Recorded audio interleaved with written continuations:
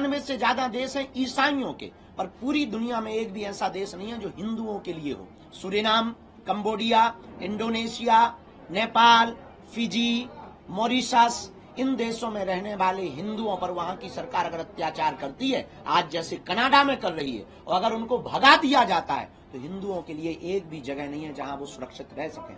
इस बात को लेकर के अब हमने ठाना है 21 नवंबर से 29 नवंबर तक हिंदुओं को जगाने के लिए हम 160 किलोमीटर की राम राजा ओरछा तक बागेश्वर धाम से पद यात्रा कर रहे हैं। बिछड़े और पिछड़े लोगों को गले लगाएंगे और हम भिक्षा मांगेंगे कि हिंदू एक हो जाओ और हम सब हिंदू एक हैं, इस बात की भिक्षा मांगेंगे। शेष आपके जो भी प्रश्न हो यात्रा से संबंधित अथवा जो भी आपके मन में भाव हो पूछ सकते हैं।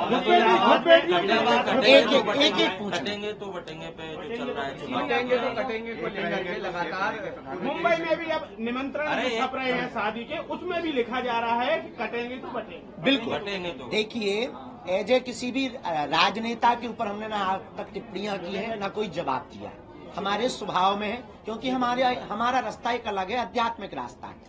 पर अगर वो एज ए मुख्यमंत्री, जो माननीय उत्तर प्रदेश के मुख्यमंत्री, अगर उन्होंने महात्मा होने के नाते ये नारा दिया, कट्टर हिंदू होने के नाते, बहुत अच्छा दिया।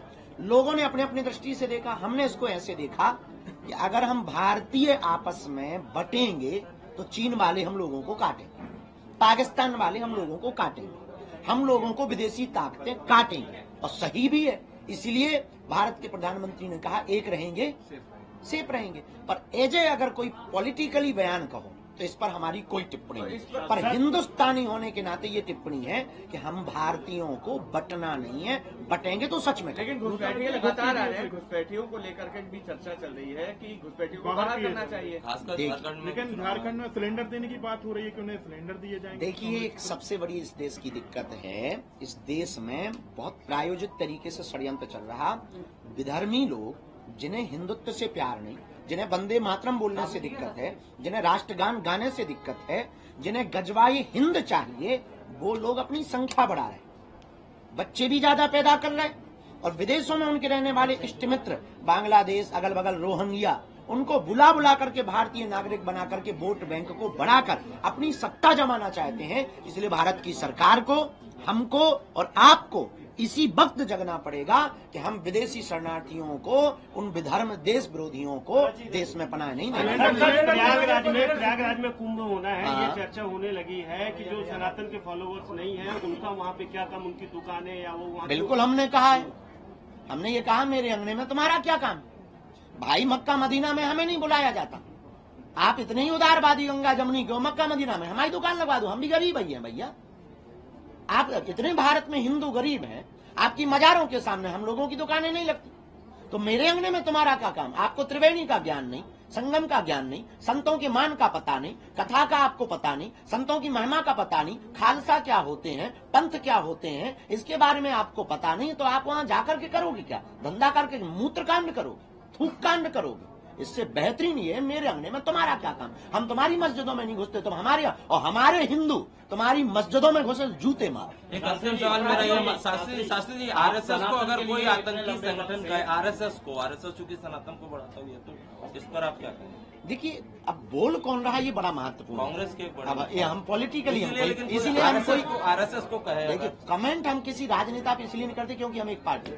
गुरुजी, बुलडोजर कार्रवाई, सुप्रीम कोर्ट ने एक जजमेंट दिया जिसमें कहा कि आगे से नहीं होगा, घर जो है उम्मीदों का घर होता है, तोड़ना नहीं चाहिए, ये सारी चीजें कही। अब जो भी तोड़ेगा अधिकारी पर कार्रवाई होगी, इसे कैसे देखते, क्योंकि देखिए, अपराधी की कोई जात नहीं होती और अपराधी के कोई सपने नहीं होते। अपराधी के सपने सिर्फ अपराध होते हैं, वो अपराध होते हैं, तो उसके जितने भी सपने हैं उनको चकनाचूर किया जाना चाहिए। और सुप्रीम कोर्ट के जो आदेश है उसको हम खंडन नहीं कर सकते हैं, क्योंकि हमारे दादा परदादाओं ने इस देश के संविधान को स्वीकार किया है, देश संविधान से ही चलेगा। तो जो सुप्रीम कोर्ट का निर्देश है वो ठीक है, लेकिन एक बार हम फिर प्रार्थना करेंगे कि पुनर्विचार होना चाहिए। अपराधियों के कोई सपने नहीं होते, उनका एक ही सपना होता है अपराध करना।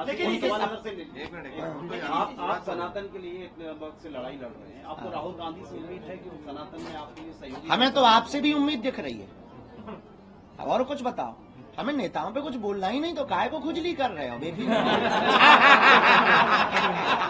आज कुछ खा पी के आए हो महाराज कृष्ण और जन्मभूमि क्यों लेके चल रहा है मामला? कृष्ण जन्मभूमि अभी पहले हिंदू तो हो जाएं। इस देश में अभी कट्टर हिंदुओं की कमी है। इस देश में अभी तक ये नारा था कि हम लोगों को हिंदू बोलना है, हिंदू बोलने में डर लगता था। हमने एक नया विचार दिया है कि छेड़ोगे तो छोड़ेंगे नहीं। तो आप छेड़ोगे तो छोड़ा नहीं जाएगा। पहले हमें इस देश में कट्टर हिंदू बनाना है, कट्टर हिंदुस्तानी बनाना है। इसके बाद में जितने भी सनातनी हिंदू मंदिर है वो तो अपने हैं ही, ले लेंगे। और कोई बात। इसलिए पदयात्रा में सभी हिंदुओं को अब करो या मरो की बारी है।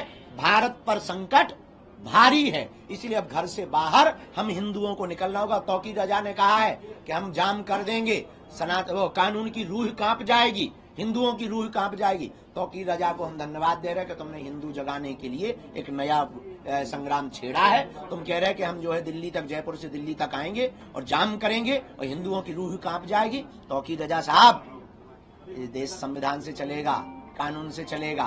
तुम कह रहे हो कि तुम जाम करोगे तो रूह कांप जाएगी। हम भी आएंगे तो तुम्हारी भी। सियावल रामचंद्र की जय।